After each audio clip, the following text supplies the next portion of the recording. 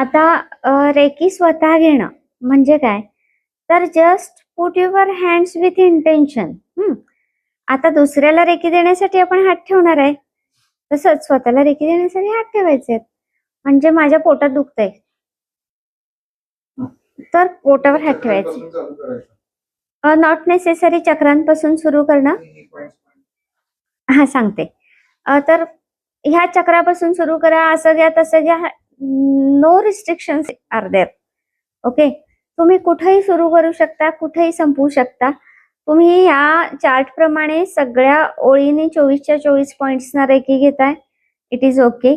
तुम्ही तुम्हाला हवे तसे आदले मधले पॉइंट कव्हर करताय, इट इज ओके. तुम्हाला असं वाटत असेल की आज माझे गुडघे दुखतायत, गुडघ्याला जरा 2 पॉइंट एक्स्ट्रा घेऊया, तरी सुद्धा ओके. असं काय हार्ड अँड फास्ट नसतं.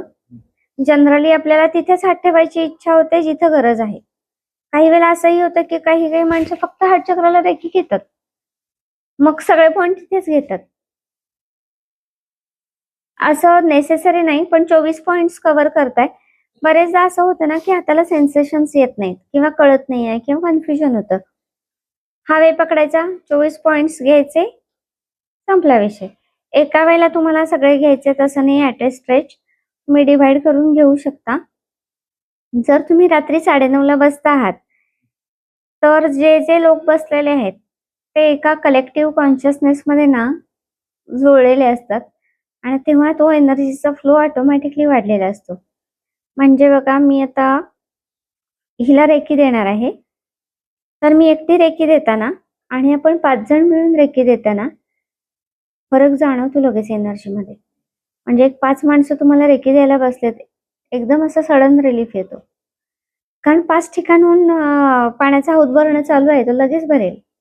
रेकी देण्याच्या इंटेन्शनने तुम्ही हात ठेवले आणि थँक्यू म्हटलं की चालू होतं ते. बरेचदा असं पण होतं की आपण काहीच म्हटलेलं नाही, रेकी चालू झाली आहे. हॉस्पिटलमध्ये कुणाला बघायला गेलात, तुमच्याकडे तर होणारच, कारण तुमच्याकडे तर नेहमी पेशंट येतातच. मला असं जाणवेल की तुमचे हात ऑन झालेत, तो फ्लो ऑटोमॅटिकली चालूच झालाय. मॉलमध्ये जाणवतं, त्याच्यानंतर मंदिरात गेल्यावर जाणवतं. मंदिरात गेला की तुमचं थर्ड आय व्हायब्रेट व्हायला लागेल, हार्ट चक्र फिरते असं जाणवेल. बरेचदा हात पण असे डबक डबक डबक असे व्हायब्रेट होताना जाणवतील. आणि कुठलंही आपल्याला तेव्हा कॉन्शियसनेस तरी मधूनच अरे हे झालंय असं कळतं. आता तुम्ही जस्ट ते एक्सपिरियन्स घ्यायचे आहेत, कारण एक्सपिरियन्स इज द की. तेव्हाच तुम्हाला कळणार की ते ऍक्च्युली होतंय कसं. हा हा, निर्जीव वस्तूंना रेकी देतात का? येस. ज्या सृष्टीमध्ये ना काहीच निर्जीव नाहीये, आपल्याला दिसतं फक्त, ते हलत नाही किंवा त्यात जीव नाही असं वाटतं, पण हे पण अणुरेणूंच्या पासूनच बनलेलं आहे. ही पण ऊर्जाच आहे. तुम्ही बघा निर्जीव वस्तूंना रेकी देऊन, बंद पडलेल्या गाड्या, हरवलेल्या वस्तू इमॅजिन करा आणि रेकी देऊन बघा काय काय रिझल्ट येतात. वस्तू सापडतात का? ज्या दुरुस्त व्हायला प्रॉब्लेम येतो तिथे रेकी द्या, आपोआप दुरुस्त नाहीत होणार, पण तुम्हाला तो दुरुस्त करून देणारा टेक्निशियन पटकन भेटेल. माझ्याकडे एक 2-3 केसेसमध्ये असं झालंय की खूप सिव्हिअर सायकॅट्रिक डिसऑर्डर्स होत्या आणि जेव्हा ते आले माझ्याकडे तेव्हा मी त्यांना सांगितलं की ही माझी केस नाहीये, ही सायकॅट्रिस्टची केस आहे आणि तुम्ही त्यांना प्लीज तिकडे घेऊन जा. तर ते म्हणाले की औषधोपचार करून आम्ही आता दमलेलो आहे आणि तुम्हाला काय करायचं असेल तर करा. इथं मी फक्त एक विचार केला की आता त्यांना एनर्जी द्यायची आहे, म्हणतायत तर देऊ. रेकी द्यायला सुरू केली. 2 दिवसानंतर त्यांना एक पॅनिक अटॅक आला. तेव्हा त्या इमर्जन्सीमध्ये त्यांना डॉक्टर शोधावे लागले. योगायोगाने त्यांनी त्यांचे आधीचे डॉक्टर बदलून दुसऱ्या डॉक्टरांच्याकडे गेले आणि तिथे जे औषधोपचार चालू झाले ना त्यांना लगेच लागू पडले. आता बघा, तुम्हाला झालेली एखादी व्याधी ज्या डॉक्टरना बरोबर डायग्नोज होणार आहे त्या माणसापर्यंत पोहोचणं तुमचं किती महत्वाचं असतं. हे औषधोपचार अवघड आहेत, सोपे आहेत, डॉक्टर भारी आहे, साधा आहे, हा काय मॅटर नाहीये. त्याला त्याचा आन्सर सापडलाय का तिथं तुम्हाला पोहोचायला पाहिजे. आणि रेकीत ते करते. तुमच्या त्या पोचण्याच्या मार्गातले जे एनर्जी लेवलवरचे अडथळे आहेत ना, ते दूर करायला ती मदत करते. खूप केसेसमध्ये झालंय हे, की माणूस त्याला ट्रीटमेंट देणाऱ्या प्रॉपर डॉक्टरपर्यंत पोहोचलेला आहे. इव्हन त्या केसमध्ये असं झालं, की आम्ही 21 दिवसांचं सेशन घेतलं आणि 21 दिवसाच्या सेशन नंतर ब्रेक घेतला एक 10-15 दिवसांचा.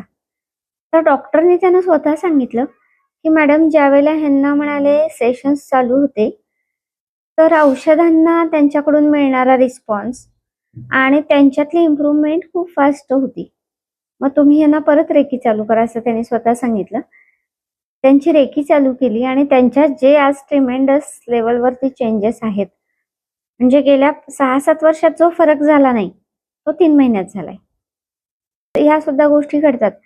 वस्तू निर्जीव असतात असं पण नाही म्हणू शकत. तुम्ही रेकी देऊन बघा. आपण हातात जे खडे घालतो ना, कुठल्याही ग्रहांचे, राशींचे वगैरे, एक पुष्कराज खडा आपल्याला घ्यायचा आहे समजा. जर 10 खडे ठेवले असतील ना, तुम्हाला पुष्कराजच घ्यायचा आहे, तर त्या 10 खड्याला प्रत्येक तुमचं नाव घेऊन प्रत्येक खड्याला रेकी द्यायला स्टार्ट करा. त्यातला सगळ्यात जास्त कुठला खडा तुम्हाला लाभदायक होणार तुमच्या हाताला कळेल. हो, ते पण कळतं, कारण ते सुद्धा नॅचरल एनर्जीच आहे ती. खडे कनेक्ट होतात आणि खूप छान लेवलला कनेक्ट होतात ते स्टोन सगळे. रत्न असतील, बऱ्याच केसेस आहेत अशा, की जेव्हा रेकी चालू केली ना, तुमच्या एनर्जीवरच काम व्हायला लागले. एनर्जी चांगली होते तर ऑटोमॅटिकली चक्रांची एनर्जी वाढायला लागेल आणि जर चक्र इम्प्रूव्ह व्हायला लागलेत, तर प्रत्येक चक्राच्या अकॉर्डिंगली तुमचे रिलेशन्स पण इम्प्रूव्ह व्हायला लागलेत. आणि हे होतं. खूप केसेस आहेत ज्यांच्या रिलेशनमध्ये अचानक चांगले बदल घडायला लागले.